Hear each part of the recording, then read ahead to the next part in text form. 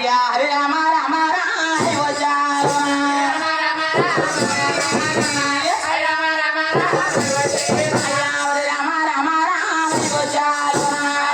అయ్యా వందనము నరములు నీ పొందాలు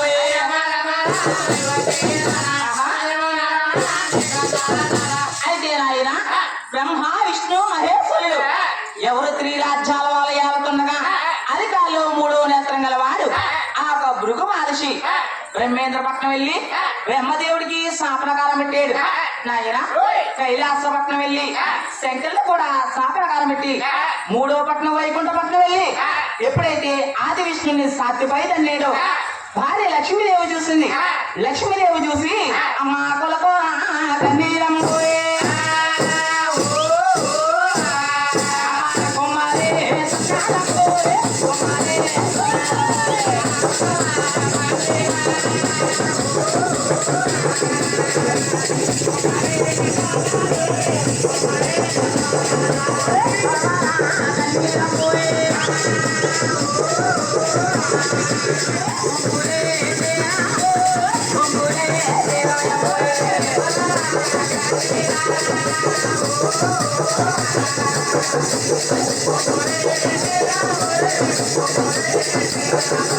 అలా కొలపలా కన్నీరు కుమ్మరించి కొలవలా కన్నీరు వంపులెత్తుకుంటా ఆది విష్ణుని అంటుంది.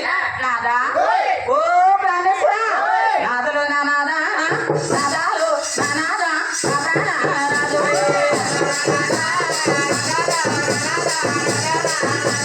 ఎంత పని చేసేవా ఎంత పని చేసేరు నా ప్రాణరాజు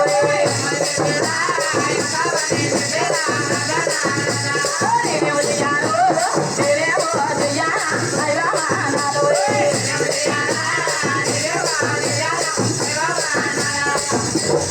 నాదా ప్రాణేశ్వర మీరు మూడు తప్పులు చేశారు. నాదా తన్నింది ఈతో తప్పు రాజుడు తప్పైతే నా ప్రాణరాజు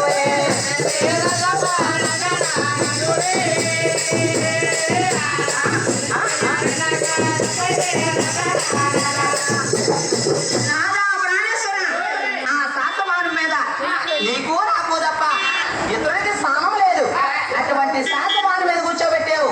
నాదా మూడక్క తప్పైతే పాదాలు పట్టేవు నాదా మరువైనా దిట్టేవు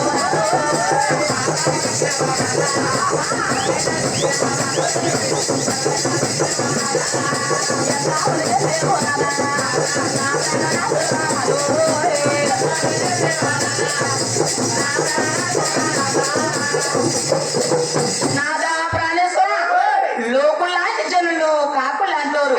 నాదా నీతోటి కాపరము చెయ్యాలి రెండు అమ్మగారిలాగో వెళ్ళిపోతాను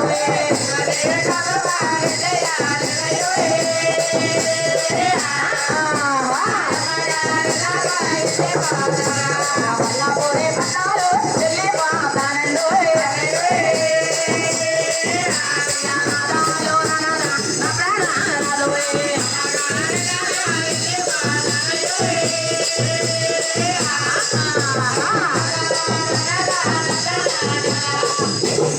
నాదా ప్రాణేశ్వర నువ్వు నాకు భక్తవి కాదు నేను నీకు భార్యని కాదు అని లక్ష్మీదేవి అమ్మ పాపకించి లక్ష్మి కొల్లపురం వెళ్ళువే అమ్మ ఎంత సకల తల్లో లక్ష్మీదేవి ఈ యొక్క లక్ష్మీదేవి భక్త మీద కోపం నుంచి పుట్టేటికి వెళ్ళిపోతుంది. అమ్మ ఆడవారి కోపం ఎక్కడికి వెళ్తారండి? ఎమ్మట్లే పుట్టింటికి వెళ్ళిపోతారు. అలా లక్ష్మీదేవి ఎప్పుడైతే వెళ్ళిపోతుందో మహానుభావుడు అనుకుంటున్నాడు స్త్రీ లేనిది సింహాసనం ఎక్కకూడదు, రాణి లేనిది రాజ్యరకం వెళ్ళకూడదు, లక్ష్మీదేవి లేని వైకుంఠం నాకెందుకని మహానుభావుడు వైకుంఠపట్నం విడిచిపెట్టాడు. వైకుంఠపట్నం విడిచిపెట్టి లక్ష్మీదేవి వెనకాల బయలుదేరి పోయిందా. లక్ష్మీదేవి వెనకాల ఎలా వెళ్తున్నాడా? లక్ష్మీ లక్ష్మణి